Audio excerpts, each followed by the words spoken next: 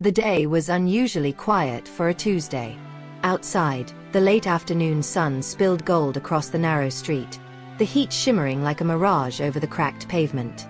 Inside the tiny apartment, Mara stood by the kitchen counter, staring at the plain brown envelope that had been slid under her door just minutes ago. Her hands hovered over it, trembling slightly. No return address. No handwriting, just her name in bold black ink. It looked harmless enough, yet there was something unsettling about the weight of it. Not heavy in the literal sense, but in the way it seemed to throb with unspoken intent. She reached for it. The paper felt warm, almost as though someone had been holding it tightly before it arrived. She turned it over, inspecting the sealed flap. A faint scent, cologne, maybe, clung to it. "Mara." A voice called from the other room. It was Joel, her husband, his tone casual. "What's that in your hand?" Her first instinct was to hide it behind her back. "Nothing," she said quickly, slipping it under a stack of unopened bills. But Joel's footsteps were already approaching, steady and deliberate. He stopped at the doorway, his eyes scanning her face, then the countertop. "Who sent you something?" His voice was light, but his gaze was sharp. "I don't know. Probably nothing important," she said, forcing a small laugh. But inside, her heart was pounding. Something in her gut told her this was not nothing. Joel stepped closer, his presence suddenly oppressive. "You should just throw it away if it's junk." The words hung in the air. Too quick, too dismissive. Mara nodded, but when he turned to leave, she slipped the envelope into the pocket of her apron. She didn't know why, but she felt an unshakable need to keep it hidden, for now. That night, Mara lay awake long after Joel had drifted into his usual heavy sleep. The envelope was still tucked under her pillow, the sharp corner pressing into her skin as if demanding attention. She thought of all the ways this could be a mistake, opening mail not meant for her, uncovering something she wasn't ready to face. The silence in the room was suffocating. Joel's slow breathing filled the space, and in the darkness, she could almost feel the envelope's presence growing heavier. At 2:14 a.m., she slid quietly out of bed, careful not to wake him. In the dim light of the kitchen, she placed the envelope on the table and just stared at it. She told herself she would only peek, just enough to know what it was. Her fingers found the edge of the seal and began to pry it open. The sound of paper tearing felt deafening in the stillness of the night. Inside, there was a single folded sheet of paper and a photograph. The photo made her breath hitch. It was Joel, standing arm in arm with a woman Mara didn't recognize, outside what looked like a remote cabin. Both were smiling, but Joel's smile was different. Softer, almost intimate. The letter beneath it was worse. The handwriting was feminine, the words deliberate. "Joel, I can't wait until you finally tell her. 6 months is too long to keep this hidden. The cabin is ready. She won't find us there." Mara's hands shook. A strange buzzing filled her ears. She had expected something strange, but not this. Not a secret life. Not betrayal. From the bedroom, Joel shifted in his sleep, mumbling something she couldn't make out. Mara quickly shoved everything back into the envelope and tucked it into her robe pocket. She didn't know it yet, but that choice, to keep the envelope, would change everything. The next morning, Mara made coffee without speaking. Joel sat at the table scrolling through his phone, his face unreadable. The smell of freshly brewed coffee filled the air, but it couldn't mask the thick tension between them. She poured his cup without looking at him, her mind still replaying the photograph from the envelope. She wanted to slam it down in front of him, demand answers. But some instinct told her not to. Not yet. "You're quiet this morning," Joel said, sipping from his mug. "Didn't sleep much," Mara replied, keeping her tone neutral. Joel's eyes lingered on her for a second too long. "We should go away this weekend," he said casually. "Somewhere peaceful. Just the two of us." Her stomach tightened. The letter's words echoed in her mind. Asterisk, "The cabin is ready." "Where?" she asked carefully. He shrugged. I was thinking maybe upstate. There's a cabin I've been meaning to check out. She froze, her grip tightening on the coffee pot. A cabin. He smiled faintly, not noticing, or pretending not to notice, her reaction. Yeah. Quiet. Private. We could use the break. Mara forced a smile, but inside, she felt her pulse hammering. She knew she had to find that cabin before he took her there. When Joel left for work, Mara pulled the envelope back out from its hiding spot. She studied the photograph again, this time focusing on the background. There was a faded green sign partially hidden behind Joel's shoulder. She could barely make out the words. Asterisk, Whispering Pines. Asterisk. She opened her laptop and began searching. Dozens of results appeared. Cabins, retreats, campsites. But only one matched the surrounding landscape in the photo. It was 3 hours away, deep in the woods, and according to the website, it had been recently renovated. Her hands trembled as she scrolled through pictures. One shot showed the exact porch railing from the photograph. She grabbed a notebook and began writing down directions.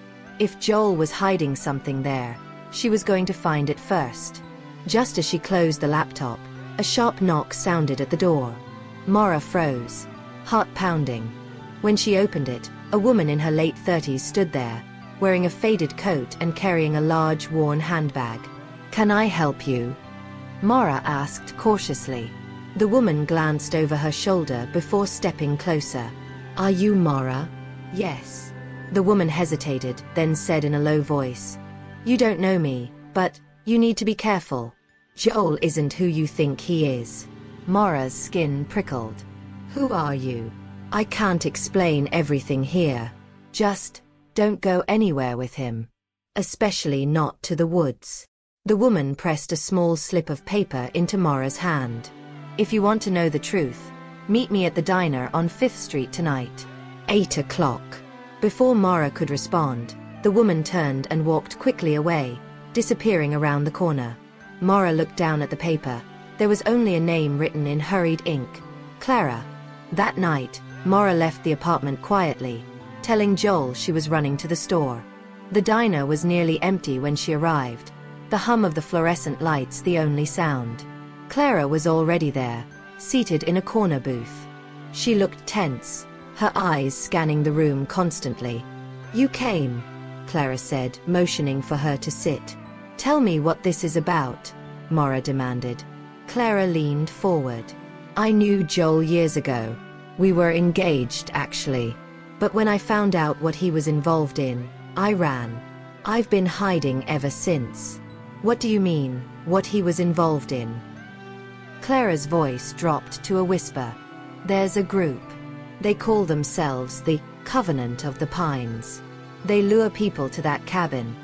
People who won't be missed. I think Joel's part of it." Mara's throat went dry. "That's insane." "Is it?" Clara pulled a folded newspaper clipping from her bag and slid it across the table. It was about a woman who had gone missing near the cabin site. No leads. No suspects. The date was from 2 months ago. Mara's stomach twisted. She didn't want to believe it, but the photo, the letter, the weekend trip, it was all aligning. When Mara returned home, Joel was sitting in the dark. "Where have you been?" he asked, his voice low and cold. "Store," she said, forcing a steady tone. He stood, his eyes glinting. "You're lying." Her heart raced, but she forced a shrug. "Why would I lie?" Joel stepped closer, studying her. "Pack a bag. We're leaving tomorrow morning. The cabin's booked." Mara's blood turned to ice. "Tomorrow? That's sudden." "Yeah," he said, almost smiling. "I've been waiting for the right time. And it's finally here." That night, Mara waited until Joel was asleep before quietly slipping out of bed.